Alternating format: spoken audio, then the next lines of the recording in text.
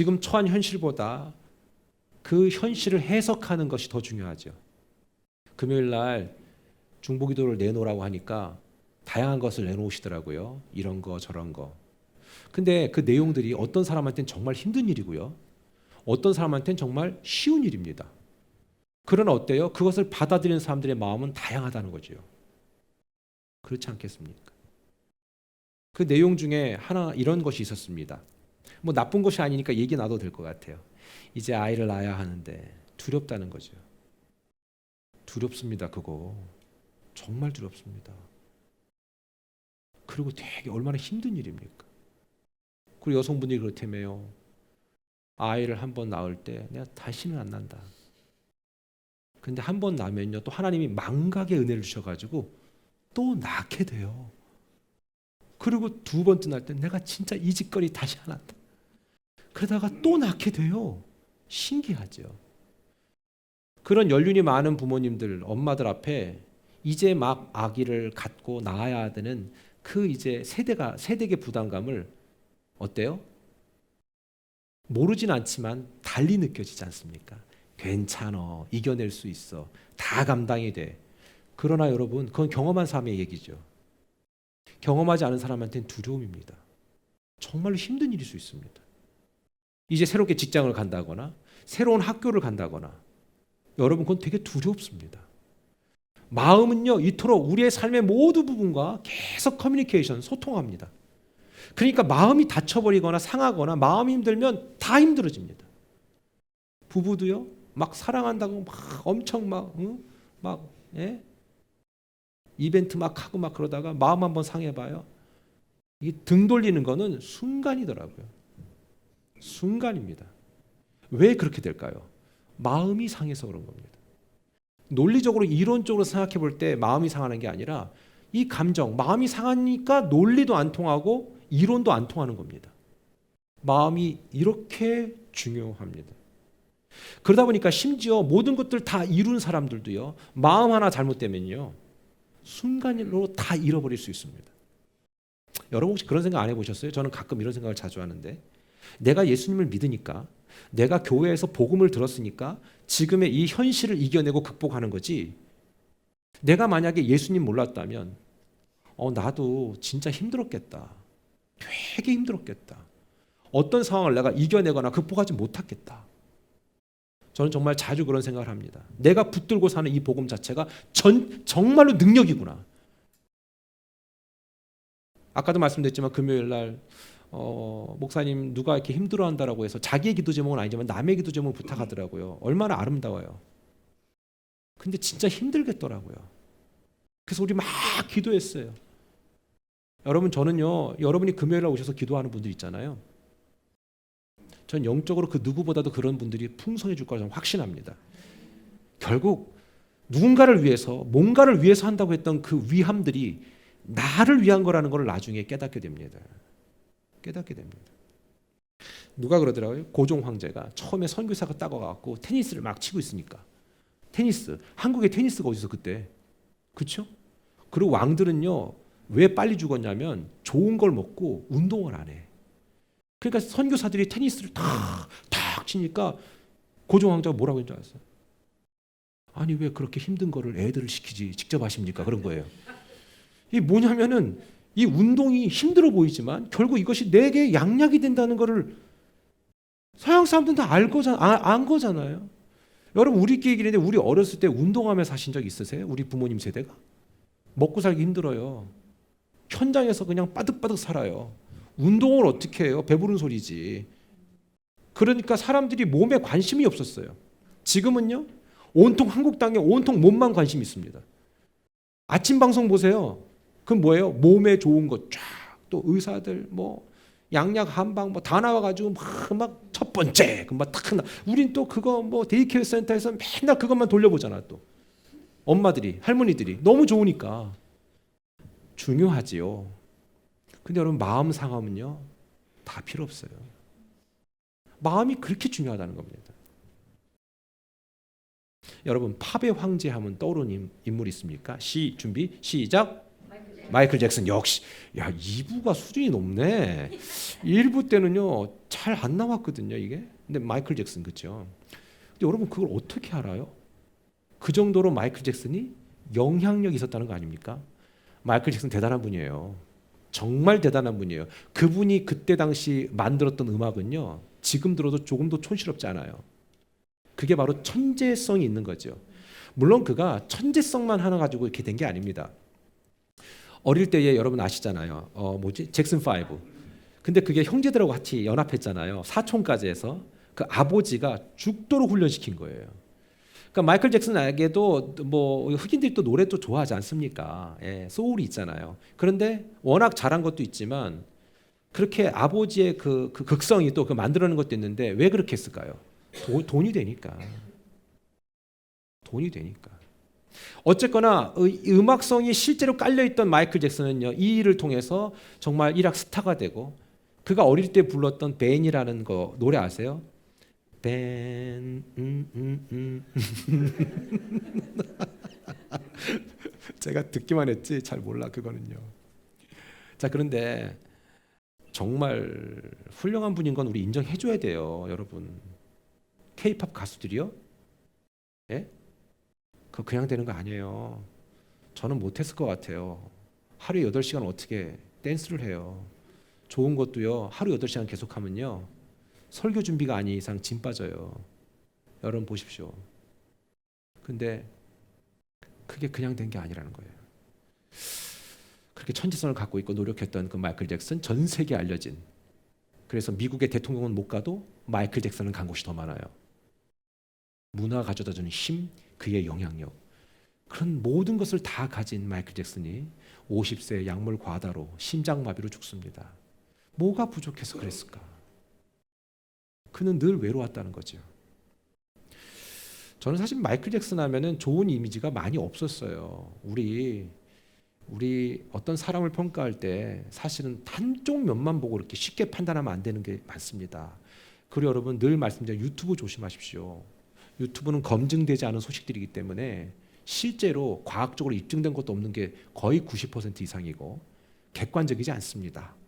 그런데 그러다 보니까 많은 오해가 있지 않습니까?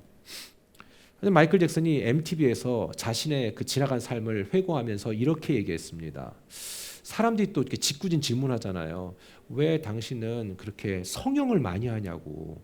실제로 마이클 잭슨의 성형 변천사를 보면요, 정말로 이렇게 많이 바뀌었어요. 맨 밑에 있는 오른쪽 끝에 있는 건요, 마이클 잭슨이 성형을 안 했다면은 지금 어떤 모습일까라고 이렇게 게스한 거예요. 추측한 거예요. 그러니까 7개는 진짜고요. 한 개는 그냥 상상해 한 거예요. 첫 번째는 저런 얼굴로 시작했어요. 자 그러다 보니까 이 마이클 잭슨에 대한 오해가 있을 수 있다는 거죠. 아 얘는 성형 중독이구나. 더군다나 얼마나 그에 대한 악소문이 있었습니까? 예? 얼굴이 하얘지잖아요. 제가 학교 다닐 때 마이클 잭슨은 표백제에다 얼굴을 담궜다고 했어요. 저는 그걸 믿었어요. 얼마나 무식했는지. 아 미국은 그런 성형 기술이 있구나. 그게 얼굴에 문제가 안 생기는 표백제구나. 예? 그렇잖아요. 필러를 넣을 게 없어서 막 기름 넣고 그러잖아요 사람들이. 그런데 여러분들 잘 보세요. 나중에 저도 이제 준비하면서 알게 된 건데 이분 자체가 이 백반증을 앓고 있었대요. 얼굴이 이게 하얘지는 거랬대요. 색소 결핍으로 돼서. 그러니까 이거를 막 빼고 우린 대패질 해가지고 이렇게 나온 건 줄 알았는데 그게 아니라 질병이었던 거죠. 그 질병이 어디로부터 왔는지는 중요하지 않고 그냥 그걸 앓고 있었던 거죠. 그런데도 불구하고 왜 이렇게 성형을 자꾸 하시려고 했을까? MTV에서 나와서 그가 고백하기를, 음악방송 아닙니까? 전문 음악방송? 자기는 내 얼굴 속에 있는 아버지의 얼굴을 지우고 싶었대요.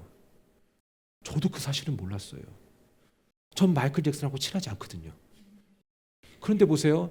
왜 내 얼굴 속에 있는 아버지의 얼굴, 그거를 지우고 싶었을까? 혹시 여러분들은 얼굴은 누굴 닮았습니까? 엄마, 아빠, 또는 사돈의 팔촌 누구? 근데 그 사람이 여러분을 너무 힘들게 한 사람이라면 거울을 볼 때마다 깜짝깜짝 놀라지 않을까요? 전 마이클 잭슨의 아버지 얼굴을 알지도 못합니다. 검색해보지도 않았습니다. 근데 마이클 잭슨이 하는 그 말은 거짓말은 아닐 것 같아요. 내 얼굴에 아버지의 이미지가 비칠 때부터 자기는 이거를 없애버리고 싶었다고. 몰라요. 다 그게 거짓말이라면 난 또 모르겠어요. 근데 이해는 돼요. 아버지에 대한 아픔과 상처, 어릴 때 자기의 모든 권한은 상실되고 아버지가 시키는 대로 해야 되고 아이로서 사는 삶보다는 이미 그냥 어른으로 그냥 곧바로 승격시켜버린 연예계에 진출시키기 위해서. 그러다 보니까 그는 어릴 때부터 그 꿈과 희망이 있었던 것들을 다 상실해버리고 묵인된 삶을 살았어요. 묵살된 삶을 살았어요. 너무나 많은 것들을 누리고 가졌음에도 불구하고 그런 생각은 계속해서 그를 힘들게 하는 겁니다. 여러분, 마음이 그렇게 중요한 거예요, 여러분. 환경과 상황이 우리를 몰아도 가지만 여러분, 마음의 문제도 무척 중요합니다. 아버지를 향한 증오는 증오 하나로 끝난 게 아니라 자신의 외모와 삶 전체에 영향을 주고 있던 것입니다. 사랑하는 여러분, 예수님을 믿고 복음을 갖고 산다는 것은요, 그 어떤 것과도 비교할 수 없는 강력한 무기를 가졌다는 거예요. 저는 이전 설교를 할 때마다 야, 우리 성도님이 진짜 알았으면 좋겠다. 진짜 우울증에서 헤어나왔던 사람들이 예수님 바로 믿고 바로 알고 헤어나오고 가정의 문제 때문에 정말 매일매일 죽고 싶었던 심정에 갖고 있던 분들이 그걸 깨달아 알고 회복되고 나의 생각과 가치관 전체를 붙들어 나의 정서적인 안정, 영적인 안정을 보장해주는 이 놀라운 복음은 그냥 그저 단순히 우리가 종교 생활하는 그런 삶이 아니에요. 여러분이 매주일마다 이렇게 나와 설교를 듣고 우리가 주중에 또는 이런 말씀을 통해서 우리가 은혜 받는 것들은요, 그냥 그저 나의 정신수양적 차원에서 내가 그냥 편안하게 내가 안정감을 누리기 위해서 가져야 될 기본적인 소양이구나, 이렇게 생각하면 안 된다라는 겁니다. 이건 여러분 생명이 오가는 문제입니다. 나의 마음속이 정말 주님의 은혜로 늘 평안한 거, 정말 파도 같은 삶이 와도 그럴 때 막 찬양하는 거지. 나의 마음속이 늘 평안해. 나의 마음속이 늘 평안해. 악한 죄 파도가 많으나 마음이 늘 평안해. 아멘. 악한 죄 파도가 내 안에는 여전히 꿈틀대고 있지만 마음이 평안한 이유는 내가 그분 붙들고 나갈 때. 그게 어떤 것으로 살 수 있으세요? 여러분, 근데 보세요. 우리가 예수님을 믿으면서 우리가 돈으로 살 수 없는 것들을 이미 다 갖고 있거든요. 저는 여러분들이 그런 영향력을 이미 가졌다고 저는 확신하거든요. 그러면 악한 죄의 파도가 막 많지만 주님 붙들고 나갈 때 나는 살았습니다. 저요, 너무 힘들 때는 그런 것이 제게 은혜가 되고 힘이 될 때가 있는데, 예전에 어떤 집사님하고 통화를 하다가 저한테 그런 얘기를 해주시더라고요. 저 그때 오히려 제가 위로받고 힘이 됐어요. 그분이 막 울면서 통화하셨어요. 목사님, 저는 온 세대에 다녀서 목사님을 만나서 진짜 큰 힘이 됐습니다 라고 얘기하시는데, 그분 아직 여기 계시거든요. 저는 항상 아직이란 말을 씁니다. 저는 너무 제가 은혜를 받았어요. 아유, 나 같은 게 뭐라고. 그래도 하나님의 은혜를 주시는구나. 그리고 하나님, 저분이 하나님 붙들 수 있도록, 제가 누구를 이제 쳐다보면 걸릴까 봐 얘기도 못 하겠고, 난 내가 오히려 은혜 받았다고 얘기해 드리는 거예요. 제가 오히려 힘이 됐다고. 저의 정체성과 존재에 대한 이유를 그 고백을 통해 제가 더 알게 됐고, 그래, 더 열심히 우리 성도들 섬기고 더 건강하게 가야겠다라는 생각이 들었습니다. 그런 저에게도 이 속에는 악한 죄의 파도가 많거든요. 어두움이 강력하게 임하는 일들이 얼마나 많은지 모릅니다. 그럴 때마다 하나님, 나를 붙들어 달라고. 여러분, 은혜가 임할 줄 믿습니다. 그렇다면 내 마음을 지킬 수 있는 가장 현실적인 방법이 뭘까? 이걸 찾아내야 되지 않겠습니까? 여러분, 하나님은 우리를 사랑하셔서 우리의 생각, 의지, 판단, 이 모든 것에 자유를 주셨다고 했습니다. 하지만 때로는 우리의 마음을 지키지 못해서 막 요동할 때가 있습니다. 그때 어떻게 하는지 제가 가르쳐 드릴게요. 바로 첫 번째가 구부러진 말을 버리라는 겁니다. 이게 뭘까? 구부러진 말? 오늘 24절에 보면 이렇게 나와 있습니다. 구부러진 말을 내 입에서 버리며 비뚤어진 말을 내 입술에서 멀리하라. 구부러지고 비뚤어진 거? 그럼 나의 쓰는 언어는 뭘까? 구부러지고 비뚤어졌다. 이거를 이 히브리어 원어를 보니까요. 제가 히브리어 단어는 쓰지 않고 읽기만 해드렸어요. 구부러지다라는 게 이케슈트라고 있습니다. 이게 뭐냐면 부정직하다는 거예요. 말만 하면 거짓말인 사람이 있거든요. 입만 열면 진짜 거짓말이 자동으로 나오는 사람들이 있거든요. 여러분 그거는 어떻게 보면 불쌍한 거예요. 몸에 너무 배어 있는 거예요. 입만 열면 거짓말이 계속 나온다. 본인이 못 느껴요. 그런데 여러분이 느낄 때 있죠. 여러분 제가 방법 가르쳐 드릴게요. 기도를 좀 더 하시고 지금보다 성경을 계속 보잖아요. 놀라운 기적 중에 첫 번째 기적이 뭐냐면 이 사람이 하는 말의 의도를 알게 됩니다. 하여튼 목사가 시키면 해보세요. 이 경험한 사람은 나중에 간증하세요. 목사님 시킨 거 해봤더니만 되더라고. 뭐 이상하게 막 기도를 막 어디 산에 올라가서 했더니만 뭘 받았다느니 이런 헛소리 하지 말고 난 그런 인간들 말 믿지도 않아요. 무당이요? 하여튼 무당처럼 얘기하는 이상한 것들이 많아요. 복음은 그런 싸구려가 아닙니다. 말씀을 읽잖아요. 그 안에 지혜가 있어요. 그 안에 방법이 있단 말입니다. 그런데 안 읽으니까 그게 없는 거예요. 그래서 내 속에서 계속해서 부정직한 말들이 계속 나오는 거죠. 구부러진 말이 나온다. 즉 이케슈트가 막 자꾸 나온다. 비뚤어지다라는 것은 레주트라고 얘기해요. 이게 뭡니까? 왜곡되고 굴곡지다. 자, 이 말을 했는데 이 말이 아닌 다른 말을 전달하는 거죠. 혹시 주변에 그런 분들 못 봤어요? 심지어 여러분들이 나는 이렇게 얘기했는데 이 사람이 어떤 얘기를 다른 사람한테 이렇게 했다는 거예요. 나 그렇게 얘기 안 했어요. 난 이렇게 했다고요. 그럴 때 있지요. 근데 그게 여러분이 될 수도 있지 않을까요? 여러분이 누군가에게 얘기를 들었어요. 근데 여기다 하나를 더 애드해. 그래서 전달해. 이게 바로 뭡니까? 비뚤어진 레주트, 즉 왜곡된 말이라는 거예요. 내 마음을 지키지 못하는 이유가 뭐냐? 이 부정직한 말들을 자꾸 하고 왜곡된 언어를 자꾸 한다는 겁니다.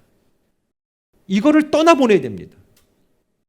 여러분 근데 여러분들 이거를 떠나보내야 되면 어떡하냐? 근데 이런 일들을 하는 사람들이 여러분 가족일 수 있어요. 가족일 수도 있어요. 여러분의 자녀일 수도 있고 여러분의 남편일 수도 있고 아내일 수도 있다. 여러분의 할머니일 수도 있고 할아버지일 수도 있다. 그럼 어떻게 할 거냐? 심지어 그게 여러분 지금 자신인데도 모를 수 있다. 구부러진, 비뚤어진 이 단어, 즉 이 이케슈트와 레주트는요 한 세트, 선물 세트예요. 보세요. 구부러진 말을 하는 사람이 비뚤어진 말을 안 하지 않습니다. 구부러지면 비뚤어진 말까지 합니다. 비뚤어진 말을 하는 사람은 구부러진 말까지 하게 돼 있습니다. 이게 한 세트 같이 가는 애, 얘기예요. 같이 갑니다. 여러분 한번 지금 상상을 해보세요. 누군가 떠오르십니까? 같이 갑니다. 근데 상상할 때 조심하십시오. 우리를 제외하고 상상하지 마십시오. 내 자신일 수 있다는 걸 절대로 잊으시면 안 됩니다. 설교를 준비할 때 저는 제 자신도 돌아봅니다. 내 속에 구부러진 게 뭐냐? 비뚤어진 게 뭐냐? 이게 한 세트라는 거죠. 언어가 가지는 힘은 강력합니다. 간혹 어떤 분들과 얘기다 보면요. 대화 내용의 대부분이 거짓말일 때가 있습니다. 그럼 말을 해도 지키지도 않아. 신뢰가 안 가, 신뢰가. 이거 걸러서 듣지, 이제 걸러서. 이 사람은 말하고 안 하는구나. 아니면 말하다가 좀 하다가 마는구나. 걸러서 들어요. 얼마나 슬퍼요. 깊은 관계가 될 수 없다는 거죠. 마음이 상하는 건요. 마음이 상하는 문제가 아니라 마음을 지키지 못하는 건 바로 내 삶에 이렇게 구부러지고 비뚤어진 언어가 있기 때문에 그럴 수 있습니다. 저와 여러분의 삶 속에 구부러지고 비뚤어진 언어를 안 하게 되면 마음은 당연히 지킬 수밖에 없게 됩니다. 저는 저와 여러분이 그렇게 되기를 축원합니다. 어떤 사람은 고급 기술 쓰는 사람이 있습니다. 절대로 부정적인 말을 하진 않습니다. 그런데 어때요? 뭔가 의혹이 있는 것처럼 얘기합니다. 슬쩍 깔고 갑니다. 그러면 듣는 사람들이 어떻게 됩니까? 이게 바로 구부러진 말입니다. 왜곡된 말입니다. 저는 저와 여러분의 삶 속에 그런 어둠이 떠나가기를 축원합니다. 그럼 여러분 이런 생각할 수 있잖아요. 우리 남편은요 맨날 부정적이에요. 우리 아내는 너무 부정적이고 우리 애들은 너무 부정적이 이런 사람 있잖아요. 너무 염려하지 마십시오. 바꿀 수 있습니다. 어떻게 바꿉니까? 다 같이 내가 바뀌면 돼요. 자, 잘 보세요. 가족 구성원은 똑같지 않으면 절대로 살 수 없습니다. 똑같지 않으면 누군가 하나 집을 나가게 돼 있습니다. 뛰쳐나갑니다. 진짜 뛰쳐나갑니다. 오랫동안 집을 나간 가족들 있잖아요. 다르기 때문에 나가는 거지 그들이 다른 이유 없습니다. 내가 니들이랑 살 수 없다, 다르기 때문에. 그럼 같이 살아야 된다면 어떤 일이 벌어질까? 이거를 맞닥뜨리게 됩니다. 근데 여러분들 말에서 이런 얘기 있었잖아요. 우리 남편은, 우리 아내는 이렇다 저렇다 막 얘기할 수 있습니다. 여러분 꼭 명심하십시오. 여러분의 아내가, 여러분의 남편이 그럴 수 있습니다. 그럴 수 있습니다. 얼마든지. 그러면 여러분이 선택할 게 뭔지 아십니까? 그럼 여러분은 과연 왜곡되지 않고 구부러지지 않은 말을 쓰고 있느냐를 한번 질문해 보십시오. 모르긴 해도 10명 중에 9명은 쓰고 있을 겁니다. 은혜 받을 땐 잠깐 어떻게 노력하다가 이것이 지속되는 순간부터는 나도 모르게 같이 동참하고 있다는 걸 느끼게 될 겁니다. 자, 그럼 방법을 가르쳐 드릴게요. 상대가, 배우자가 아니면 가족이 그런 일을 쓴다면 여러분 그걸 멈추게 하는 법을 가르쳐 드릴게요. 여러분이 얼마든지 가능합니다. 안 좋은 언어는 안 사용하면 좋겠다라고 얘기해 주시고요. 여러분 스스로가 부정적인 부분보다도 긍정적인 부분을 얘기해 주십시오. 예컨대 어떤 사람을 막 욕을 한다면 내가 볼 땐 그 사람의 그런 부분이 좀 부족한 것 같은데 그래도 이 사람이 이런 부분 참 좋은 것 같아 라고 얘기하는 거죠. 그러면 그 상대방이 어떻게 얘기할까요? 앞으로 여러분들에게 둘 중에 하나예요. 그 사람이 그릇이 된다면 그래 내 말이 좀 틀렸구나 이렇게 깨닫거나, 그릇이 안 된다면 내가 저 인간 앞에서 부정적인 얘기 안 하겠지. 자기도 알아요. 근데 우리도 어딘가 모르게 거기에 편승하고 동승하니까 그 일들이 집에서 끊어지지 않는 거예요. 그래서 제가 이런 말씀도 드렸습니다. 세상에 제일 미련한 여인은, 세상에 제일 미련한 남편은 집에서 성도를 욕하는 것이다. 저와 여러분이 우리가 갖고 있는, 우리가 함께하는 가족 구성원들에게 일관성 있게 내 언어부터 바꿔야 된다는 겁니다. 상대방이 반드시 변화되게 되어 있습니다. 주 예수를 믿으라 그리하면 너와 내 집이 아멘 구원을 받는다고 했습니다. 주 예수 믿으면 너만 구원받는 게 아니라 너의 집까지 구원받을 거라고 얘기합니다. 늘 말씀드렸지만 여기서 얘기한 헬라어가 오이코스라고 했잖아요. 그냥 패밀리만 얘기하는 게 아니라 너가 만나는 모든 관계성이 복음을 듣게 될 것이다. 저는 그런 의미에서 여러분들이 만나는 모든 관계성이 있잖아요. 직장 동료들 왜 복음이 증거 안 되는가? 그거는 시대가 악한 것도 있고요. 그 다음에 우리의 태도도 중요해요. 늘 말씀드렸듯이 직장에서의 여러분의 모습과 교회에서의 모습이 다를 수도 있습니다. 저는 그거를 나무라고 질책하는 게 아닙니다. 그게 아닙니다. 여러분 조금 더 손해 보십시오. 좀 더 그를 배려해 주십시오. 원칙을 무너뜨리고 그걸 무시하란 말이 아닙니다. 원칙은 지키되 조금 더 사랑해 주십시오. 그런데 혹시라도 삶의 현장에서는 철저하게 세상적으로 살고 세속화되고 그냥 내가 원하는 대로 다 하고 있다가 거기 현장에서 복음이 증거되긴 쉽지 않죠. 그렇죠? 그래서 솔직히 우리끼리 얘기인데 좀 멋쩍잖아. 어떤 그 시즌 되면은 뭐 전도 축제할 때 그때 막 초청하려고 해도 좀 뭔가 내가 은혜로 깔아놓은 게 있어야 되는데 그게 없을 때 얼마나 멋쩍어요. 안 그런가? 저는 그럴 것 같거든요. 여러분 가족은 어떨까요? 제일 힘든 게 가족입니다. 진짜예요. 그러나 가족처럼 구원의 보장성을 확장시키기에 가장 좋은 곳은 없습니다. 여러분이 그래도 신앙생활 잘 하시니까 자녀들이 따라오는 거 아닙니까? 여러분이 신앙생활 잘 못하면요 애들이 안 따라옵니다. 우리가 때로는 힘들어할 때 아이들이 너무 힘들어하는 걸 느끼잖아요. 그럼 저는 뭐 잘하고 있는가? 아니요. 저 잘하고 있지 않아요. 최선을 다하고 있습니다. 우리 최선을 다해보자는 거죠. 내 언어 속에서 이런 부정적이고도 왜곡되고 구부러진 말이 사라져야 됩니다. 바꿔주세요. 그 즉시. 잠언 18장 21절에 보면 죽고 사는 것이 혀의 힘에 달렸다. 혀의 힘. 그러면서 뭐랍니까? 혀를 쓰기 좋아하는 자는 혀의 열매를 먹으리라. 전 이 말씀이요 정말로 중요하다고 봐요. 저는 혀를 많이 쓰는 사람입니다. 혀를 써야 하는 사람입니다. 이 혀로 쓴 이 말에 내가 묶이기에 딱 좋습니다. 되게 힘든 게, 목사가 힘든 게 뭐냐면 여러분 뭔가의 기준을 계속 제시해야죠. 설교나 삶의 현장에서. 그러니 제가 얼마나 힘들겠어요.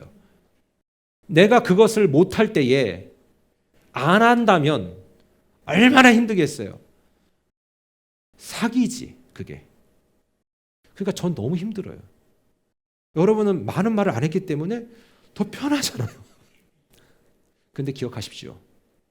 우리는 말 안 하고 살 수 없습니다. 우리 언어 중에서 복된 말만 하기를 주님의 이름으로 축원합니다. 옆 사람한테 손 꼭 잡고 얘기하세요. 당신의 혀에서 복된 언어만 나가기를 바랍니다. 시작. 당신의 혀에서 복된 언어만 나가기를 바랍니다. 네. 그럼요. 부정적인 얘기도 할 수 있잖아요, 우리가. 농담으로 하는 부정적인 얘기는 재밌어요. 괜찮아요, 그런 건. 그런 건 농담이고 재밌으라고 하는 거니까. 그런데 의미를 실어서 얘기하지 마십시다. 다시 한번 24절 읽습니다. 시작. 구부러진 말을 내 입에서 버리며 비뚤어진 말을 내 입술에서 멀리하라. 자, 그러면 이 구부러지고 비뚤어진 말을 어떻게 하라? 멀리하라고 하는 것이죠. 이 멀리하라는 단어가 라하크라고 읽는데요. 이게 다른 곳으로 옮겨놓다라는 뜻이 있어요. 그리고 떠나다라는 게 있어요. 떠나다. 그러니까 그냥 멀리하는 소극적인 의미가 아니라 아예 그거를 내가 내 의지로 이렇게 옮겨놓는 거지. 근데 우리 뭐예요? 우리 그런 의지를 발동을 안 한다는 겁니다. 부정적인 상대나 그 다음에 어때요?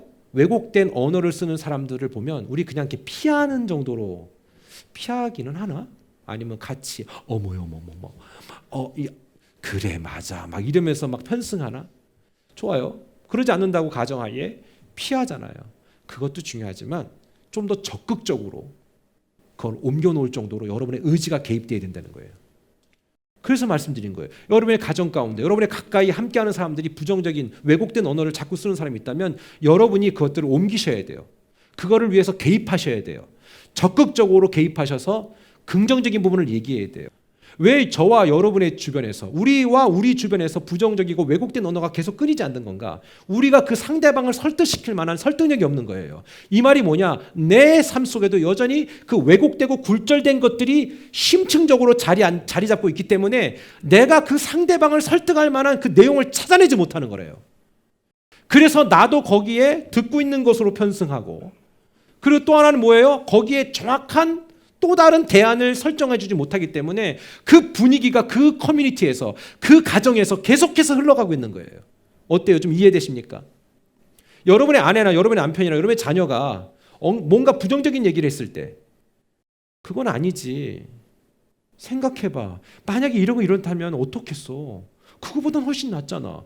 이렇게 어떤 설득력 있는 언어를 해야 되는데 어휘력이 부족해서가 아니라 내 자체가 그것을 찾아낼 만한 능력이 없는 거예요. 그러니까 그 집안은 계속해서 그렇게 부정적인 것이 일어나는 겁니다. 여러분 이걸 무척 중요한 거예요. 잘 들어보세요. 자녀가 부정적인 얘기를 하잖아요. 그럼 엄마나 아버지가 그걸 찾아내야 될 거 아니에요. 얘야, 너 생각해봐. 너 만약에 이랬다면 어떻겠어? 이렇게 진행된다면 어떻겠니? 근데 우리 기껏 해봐 어떤 얘기예요? 입 다물어 새끼야. 배부르니까 못하는 말이 없어. 이렇게만 얘기하니까 설득력이 없잖아요. 잠깐만 있잖아. 너 한번 생각해 볼래? 이렇다면 좀 생각을 바꾸면 어때? 나는 그 생각이 나던데 넌 어때? 그러면 겉으로는 인정 안 할 수 있어요. 몰라 이러다가 여러분 있잖아요. 애가 생각하게 돼 있어요. 근데 엄마나 아빠가 이거 제안을 못 해주는 거예요. 제시를 못 해. 답이 여기 있는 거예요, 여러분. 아니 이 설교가 지금 이해되십니까? 부부끼리 왜 이렇게 피 터지게 싸우는 줄 아세요? 서로가 긍정적인 답을 제시할 수 있을 만한 그 그릇이 안 되는 거예요. 저는 그거를 지금 정죄하거나 뭐랄까요? 지금 뭐라고 표명하는 게 아니에요. 이거를 살려내라는 겁니다. 부부 중에 누구 하나 그거를 살려내서 얘기하는 사람이 있다면 반드시 기적은 일어납니다. 기적은 일어납니다.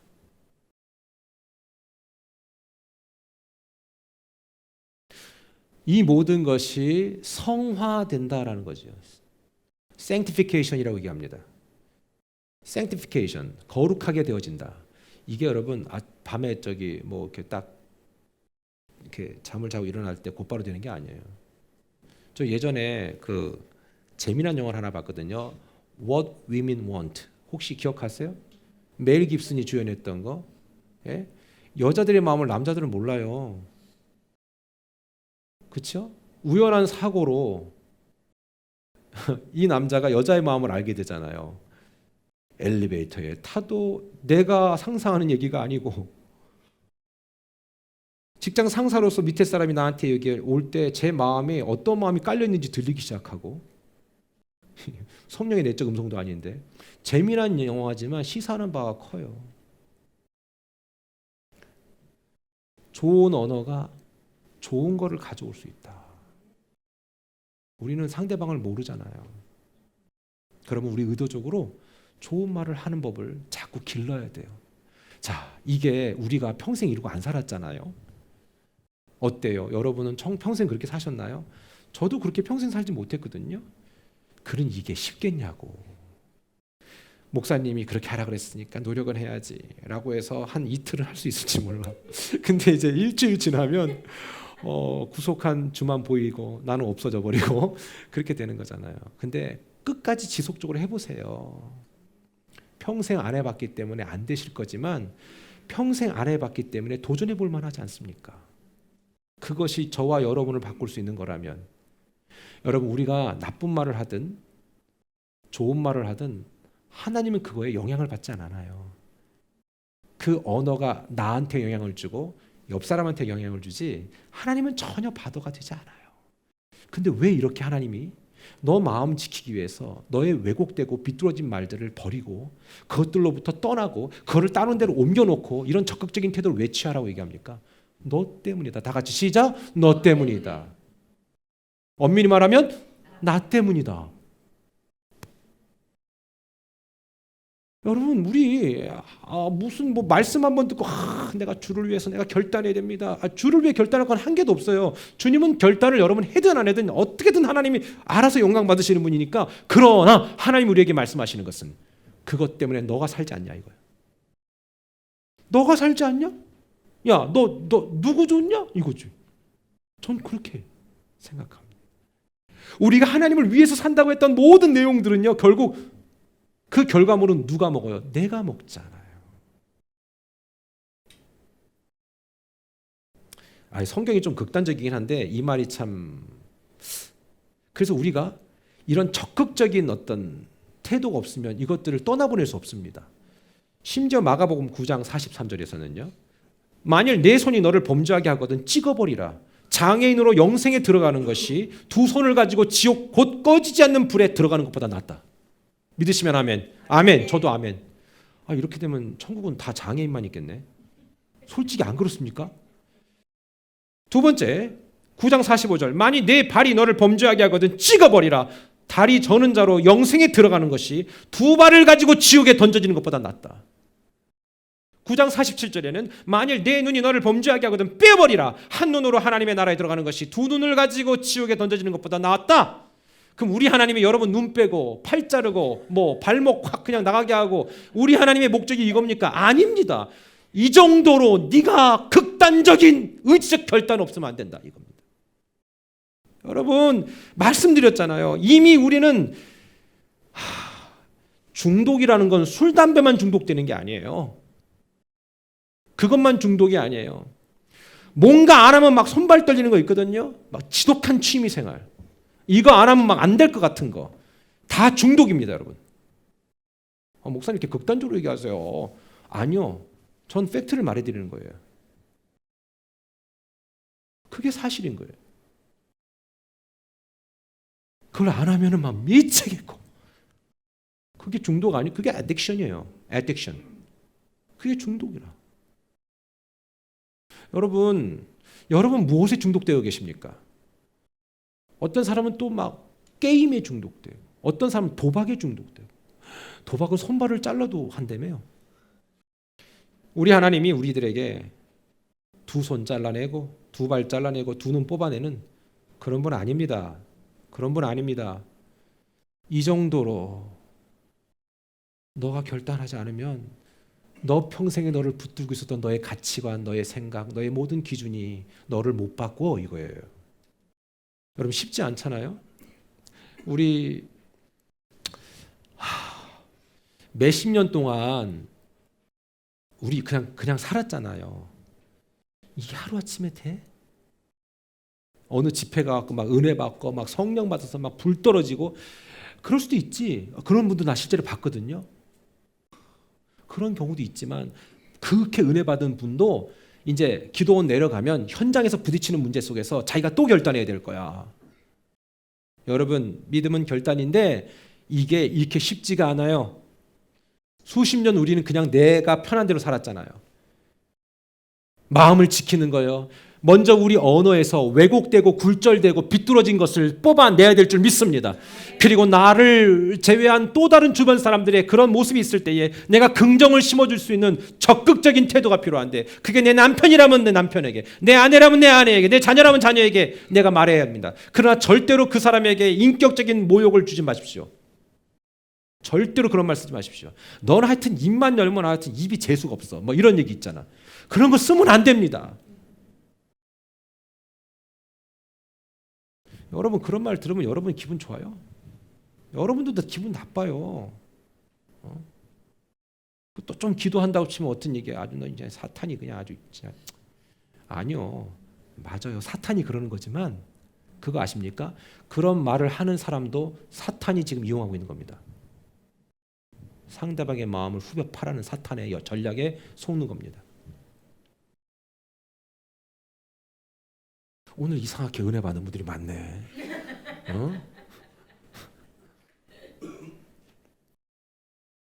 말씀을 좀 정리하겠습니다. 우리의 삶의 모든 것을 하나씩 제거하십시오. 종교적인 열정으로 제거하라는 말 아니에요. 그거 해봐야 소용없고 그거 성공도 못해요.